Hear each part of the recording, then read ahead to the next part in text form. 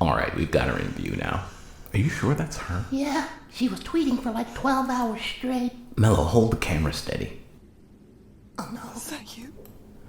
I think she can see the drone. I think she knows it's you, Kontrol. I'll find you, man. I promise. Okay, that's not good. In hindsight, we probably shouldn't have used the drone with Kontrol Incorporated logo. She's got a sword. Feels like this could have been avoided if you just answered her text messages. Oh, yeah, sure. Like I'm supposed to remember every 8th century warrior chick I meet on Tinder.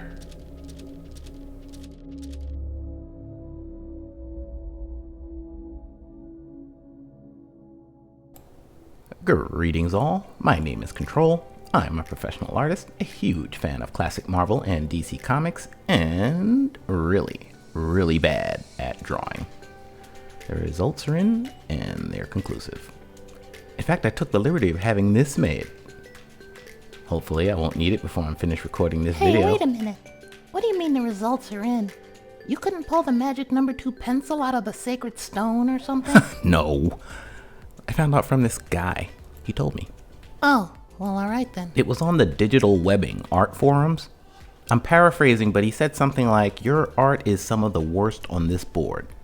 We were disagreeing about something completely unrelated to how good or bad my own drawings were, but he took the opportunity to lash out at me personally because... Hey, wait a second. Digital webbing? Kontrol, that had to be almost 15 years ago. Those old comic art boards are deader than Daenerys. Yeah. Okay, here's the story. Outside of high school, most people don't hear that kind of raw candor about their art very often. At least not when they're in the damn room. Even in an art critique environment, it's generally considered bad form to drive up and say, "Dude, with some practice, you might one day level up to assistant hack." Even way back in the day when I was carting a portfolio full of what I would today consider objectively terrible art around comic conventions, almost all of the responses I got was of the constructive variety. But art is notoriously subjective, isn't it? It can be tricky business determining what's actually good, right? There are technical considerations like anatomy, perspective, composition, but those rules are very flexible in skilled hands.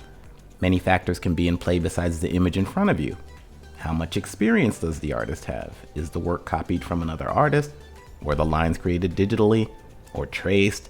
Is the art meant to promote a product, make a political statement? Or is the art done simply to amuse the goofy artist, like this channel? Turns out the process of judging art can have just as many components as the creation of the art itself, which is a big reason why art has kept people so interested all these centuries. It feels like no two people see exactly the same thing on the canvas. I am personally helpless to evaluate my own drawings. One thing that's consistent in my day job and in the series of pinups I've created for the channel, my personal favorites are rarely the most popular. Popularity I calculate using the highly scientific mechanism of Instagram likes. Look it up. While indifference is about as close as my art gets to an online beatdown these days, I know my quirky stylized figures, my blocky mechanical fingers, and hunched poses are bound to annoy some people. On a bad day, I'm one of those people. So there is no denying that I suck. Sometimes. Other times, not so much. If you're curious what I consider an exceptional day, a day when all the art gods were in perfect alignment here in my Queen's headquarters, watch my BioShock video. I'm afraid that's as good as it gets, kids. Kontrol, this video's half over. When are you going to talk about Aloy here? I'm drawing Senua, Mello. You're thinking of Horizon Zero Dawn. Oh, right. I'm getting my zany hair mixed up. Well, don't worry. I'd have to be crazy to attempt an Aloy pinup. Ha! Yeah, Kontrol. Draw a robot dinosaur firing off twin rail guns. Yeah, not in this lifetime. Now, Hellblade takes place in a much easier to draw world where disembodied voices torment the player through their headphones. Oh, that's just Silence. He's the guy who founded the Eclipse and helps Aloy discover... I know all about being tormented by disembodied voices. Hellblade's big hook when it came out a few years ago was its use of binaural sound. This was used to convey the main character Senua's psychological struggle by directly putting her inner voices in the ears of the gamer. A pretty cool effect, It not only added to the game's spooky atmosphere, but an additional element of gameplay, as the voices would offer helpful advice, and sometimes not so helpful scorn for Senua herself. The story is one of those way back in the day deals, with all kinds of Norse mythology thrown in the mix. Senua is on a quest to save the soul of her boyfriend, whose village was attacked by an army of hulking Norsemen. We don't learn too much about these thugs, other than the fact that they regularly hit the gym. Saving her boyfriend's soul requires Senua to neatly wrap up his severed head, enter Helheim, wade through a horde of warrior enemies, and defeat the goddess Hela in combat. This is the kind of thing that gets you immediately rooting for Senua.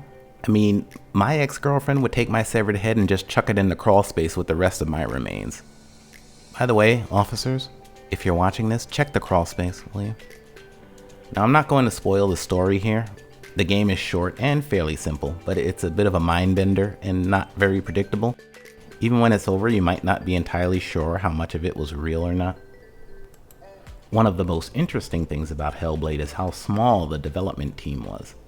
About 20 people put together a game that even Digital Foundry considers one of the best looking graphically of this generation. The battles have some impressive impact with weapons, shields, and enemies that have real weight to them. The star of the game, Melina Juergens, was the staff video editor.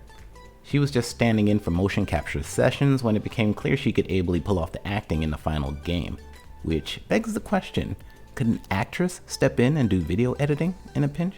Ha! No. So anyway, the tortured and tormented nature of our heroine dictated a less than confident posture in my pinup. Senua is indeed a formidable and resilient force in combat, but she's not Xeno warrior princess. While drawing a bikini-clad Amazonian type from the Red Sonja school is a day at Disneyland for artists, Senua is clearly not coded for sex appeal. She's pretty, but covered from head to toe in dirt, blood, and war paint, and borrows her clothes from Wilma Flintstone.